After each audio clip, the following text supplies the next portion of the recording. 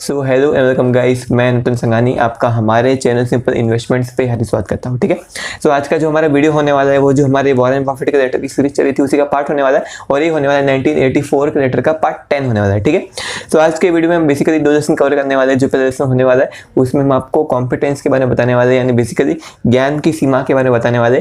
Then जो दूसरा जो लेसन होने वाला है उसमें आपको कॉन्फिडेंस के बारे में बताने वाले हैं। ठीक है, सो जो पहला लेसन होने वाला है उसमें हम वॉरेन बफेट जी कहते हैं कि हम यहाँ पे बेसिकली बर्कशायर हाथों को चलाते टाइम दो रूल हमेशा अपने दिमाग में रखते हैं। सो वो दो रूल आपको बताने वाले हैं। देन उसके बाद हम दो क्वेश्चन का जवाब देने वाले हैं जो लोगों को वो दो रूल सुनने के बाद अपने दिमाग में आते हैं। ठीक है, सो ये दो क्वेश्चन का जवाब देने के बाद हम लेसन नंबर 2 की तरफ जाएंगे और जानेंगे कि वॉरेन बफेट जी का जो प्रेडिक्शन था कि मार्केट में क्रैश आने वाला है वो कैसे सही हुआ था। सो जो लेसन नंबर 1 है उसमें वॉरेन बफेट जी कहते हैं कि हम जब भी बर्कशायर हाथों को चलाते हैं तब हमारे दिमाग में हमेशा दो रूल कॉन्स्टेंटली रहते हैं और बेसिकली वो दो रूल में से जो पहला रूल है वो ये है कि हमें हमेशा पूरे रियलिज्म के साथ ये तय करना होता है कि जो हमारा कॉम्पिटेंस है उसकी बाउंड्री यानी बेसिकली उसकी बॉर्डर कहाँ तक है। यानी यहाँ वॉरेन बफेट जी कहते हैं कि पूरे रियलिज्म के साथ यानी पूरी सच्चाई के साथ और सारे फैक्ट्स को मद्देनजर रखते हुए हम हमेशा ये तय करते हैं कि जो हमारा कॉम्पिटेंस है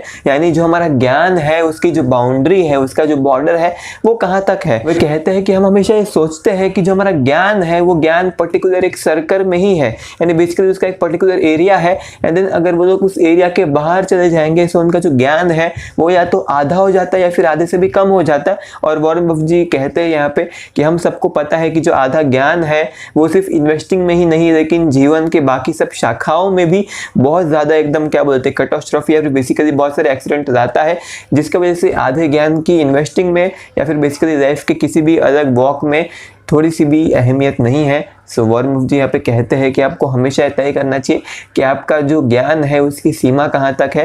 देन उनका जो दूसरा रूल है वो दूसरा रूल ये बोलते हैं कि हमें कितनी भी अच्छी अपॉर्चुनिटी क्यों नहीं मिलेगी, हमें कितना भी बार्गेन अपॉर्चुनिटी क्यों नहीं मिलेगी, हमें कितनी भी अच्छी डील क्यों नहीं मिलेगी, लेकिन वो जो अपॉर्चुनिटी है वो जो डील है वो जो बार्गेन है अगर वो हमारे सर्कल ऑफ कॉम्पिटेंस यानी हमारे ज्ञान के एरिया के बाहर है सो हम उनमें इन्वेस्ट नहीं करने वाले, हम बेसिकली उसको इग्नोर कर देंगे।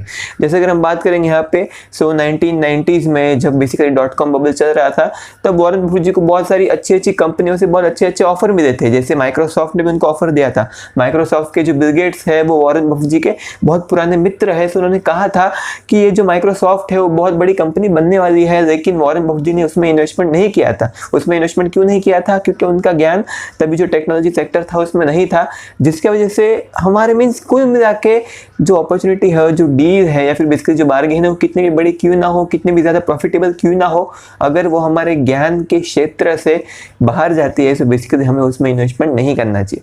ठीक है, सो अभी ये सुनने के बाद बहुत सारे लोग के दिमाग में दो क्वेश्चन आते हैं। उनमें से जो पहला क्वेश्चन है वो ये है कि क्या अगर हमें अभी फिलहाल टैक्स सेक्टर के बारे में ज़्यादा कुछ पता नहीं है सो क्या इसका मतलब हमें कभी भी हमारी पूरी ज़िंदगी में टेक्नोलॉजी सेक्टर में इन्वेस्टमेंट नहीं करना चाहिए? ऐसा बिल्कुल भी नहीं है। इसका मतलब ऐसा बिल्कुल भी नहीं है। इसका मतलब ये है कि अगर जो टेक्नोलॉजी सेक्टर है अगर वो आपके सर्कल ऑफ कॉम्पिटेंस यानी ज्ञान के क्षेत्र में आता है तो आपको इन्वेस्टमेंट करना चाहिए।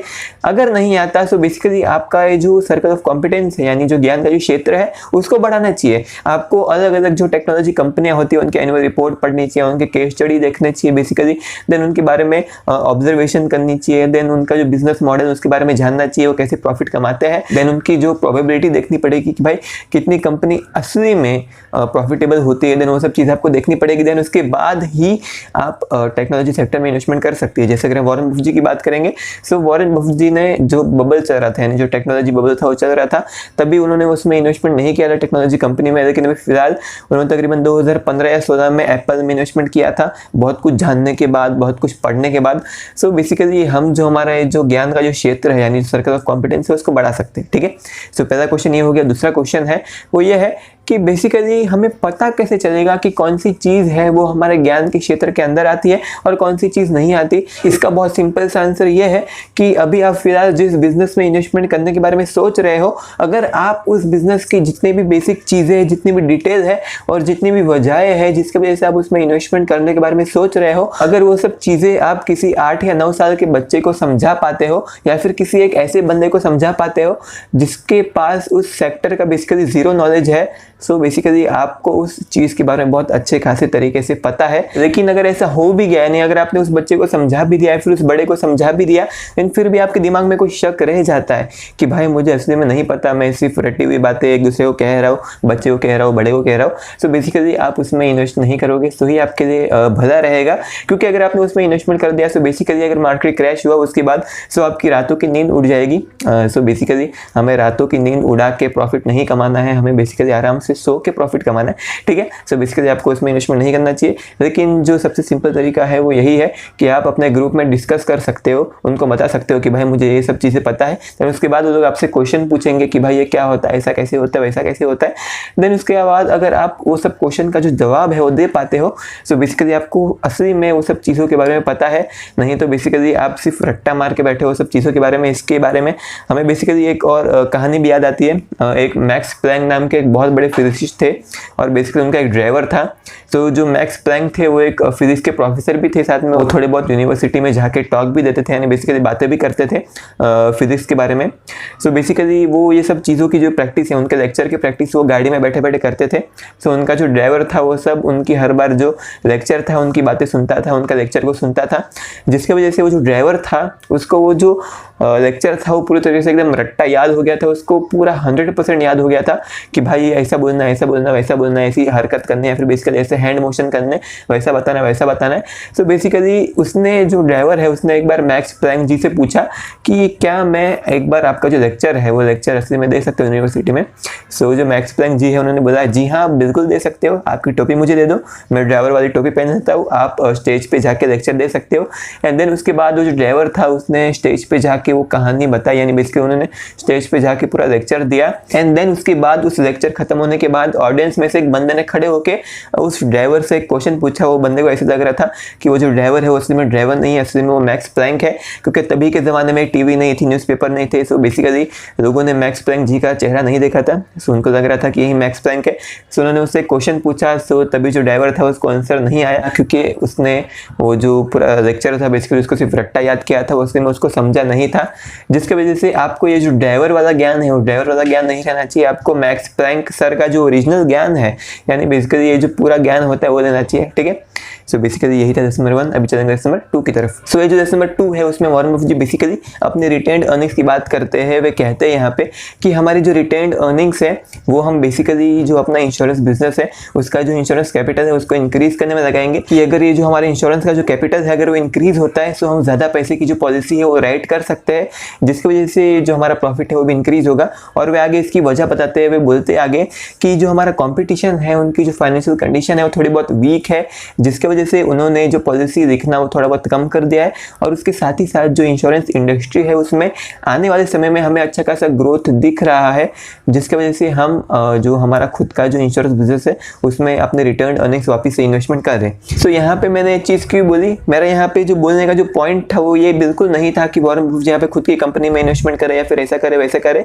मेरा यहाँ पे बोलने का सिर्फ मेन पॉइंट यही था कि जो वॉरेन बफेट जी है वो ऐसे टाइम पे मार्केट में अपना स्टॉक मार्केट में अपना पैसा इन्वेस्टमेंट नहीं कर रहे और उसके बदले वो खुद के इंश्योरेंस बिजनेस में अपना पैसा इन्वेस्टमेंट कर रहे। इसका मतलब यह है कि उनको पता है कि जो मार्केट है अभी वो फिलहाल बहुत ज़्यादा ओवरवैल्यूड है, या फिर बेसिकली उनको इन्वेस्टमेंट करने के लिए कोई अच्छी खासी अपॉर्चुनिटी नहीं मिलती, ठीक है। सो बेसिकली ये जो लेटर उन्होंने 1985 में लिखा था। सो बेसिकली वॉरेन बफेट जी ने 1985 से स्टॉक मार्केट में इन्वेस्टमेंट करना बहुत कम कर दिया था और 1985 में बेसिकली उन्होंने कोई बहुत बड़ी परचेस नहीं की थी, बहुत बड़ा इन्वेस्टमेंट नहीं किया था, एकदम सिग्निफिकेंट कोई भी इन्वेस्टमेंट नहीं किया था। और 1986 में भी नहीं किया था और साथ ही साथ 1987 में भी नहीं किया था। और बेसिकली साथ ही साथ हमें ये भी पता है कि 1987 में स्टॉक मार्केट में एक बहुत बड़ा क्रैश आया था। एंड देन उसके बाद वॉरेन बफेट जी ने 1988 में अपना एक बहुत बड़ा एकदम सिग्निफिकेंट अपना इन्वेस्टमेंट किया था। उन्होंने बेसिकली कोको कोला कंपनी में अपना शेयर खरीदे थे, ठीक है। सो भी इससे हमें सीखने का मिलता है, इससे हमें सीखने ये मिलता है कि कभी कभी जो मार्केट है वो थोड़ा बहुत ओवरवैल्यूड हो जाता है, हमें अच्छी खासी अपॉर्चुनिटी नहीं मिलती। सो बेसिकली हमें सब अपॉर्चुनिटी जितने हमारे सामने है वो सब का एनालिसिस करना चाहिए, हमें उसका अपॉर्चुनिटी कॉस्ट निकालना चाहिए। अगर आपको पता नहीं अपॉर्चुनिटी कॉस्ट क्या होता है, सो बेसिकली उसके बारे में हम एक डिटेल्ड वीडियो बनाने वाले हैं। अगर आपको वीडियो देखनी है तो प्लीज़ आप हमारे चैनल को सब्सक्राइब कर दीजिएगा, बाजू बेल आइकन उसको भी दबा दीजिएगा, ताकि हमारे चैनल पे कोई भी नई वीडियो आएगी उसकी नोटिफिकेशन सबसे पहले आपके पास आएगी, ठीक है। सो बेसिकली वो बोलते हैं कि हम ये सब चीज़ों को देखते हैं, उसके बाद ही हम इन्वेस्टमेंट करते हैं। सो बेसिकली वॉरेन बफेट जी ने 1985 में कोई भी सिग्निफिकेंट इन्वेस्टमेंट नहीं की थी, देन उसके बाद उन्होंने सीधा 1988 में ही एकदम बड़ी सिग्निफिकेंट इन्वेस्टमेंट की, जिससे हमें पता चलता है कि जो वॉरेन बफेट जी है उनको फ़र्क नहीं पड़ता कि वो 1 साल तक इन्वेस्टमेंट ना करे, या फिर 2 साल तक मार्केट में पैसा ना लगाए, या फिर 3 साल तक मार्केट में कोई नया शेयर ना खरीदे। तो बेसिकली उनको फ़र्क नहीं पड़ता, उनको सिर्फ अपने पैसे का सबसे अच्छा यूज़ चाहिए। लेकिन हम बेसिकली अगर हम सिर्फ 4 महीने के लिए या फिर 5 महीने के लिए अगर हम अपने पोर्टफोलियो में कोई नया स्टॉक ऐड नहीं करते हैं तो हमें एकदम बेकार फीलिंग आती है। हमें लगता है कि भाई हम पागल हो चुके हैं, हमें इन्वेस्टिंग के बारे में कुछ भी नहीं पता है। हमें ऐसा लगता है कि भाई बाजू वाले शर्मा अंकल कितना पैसा कमा रहे हैं, लेकिन हम बिल्कुल पैसा नहीं कमा रहे मार्केट में। बाजू वाले जो शर्मा जी हैं उनको बहुत प्रॉफिट हो चुका है, हमें प्रॉफिट नहीं हुआ। बाजू में जो अडानी जी बैठे हुए उनको बहुत प्रॉफिट हो रहा है, भाई वो कितना पैसा कमा रहे, वो पैसा छाप रहे। और देन उसके बाद हम मार्केट में जो अडानी जी ने जिस कंपनी में इन्वेस्टमेंट किया था हम भी उसमें इन्वेस्टमेंट कर देते, और बेसिकली उसके बाद हमें लॉस होता है जब मार्केट में क्रैश। तो यहाँ पे हमें सीखना ये चाहिए कि अगर हमें मार्केट में कोई अपॉर्चुनिटी नहीं मिलती तो बेसिकली मार्केट में खुद को फोर्स करके इन्वेस्टमेंट करने की कोई ज़रूरत नहीं है, ठीक है। सो ये वीडियो यहीं पे खत्म होता है। अगर आपको वीडियो अच्छा लगा तो प्लीज़ वीडियो को एक बार लाइक कर देना और चैनल को सब्सक्राइब कर देना, बाजू बेल आइकन उसको भी दबा दीजिएगा, ठीक है। और थैंक यू सो मच इस वीडियो को यहाँ से देखने के लिए, और थैंक यू सो मच हमारे चैनल को सब्सक्राइब करने के लिए। अभी हम चलते हैं।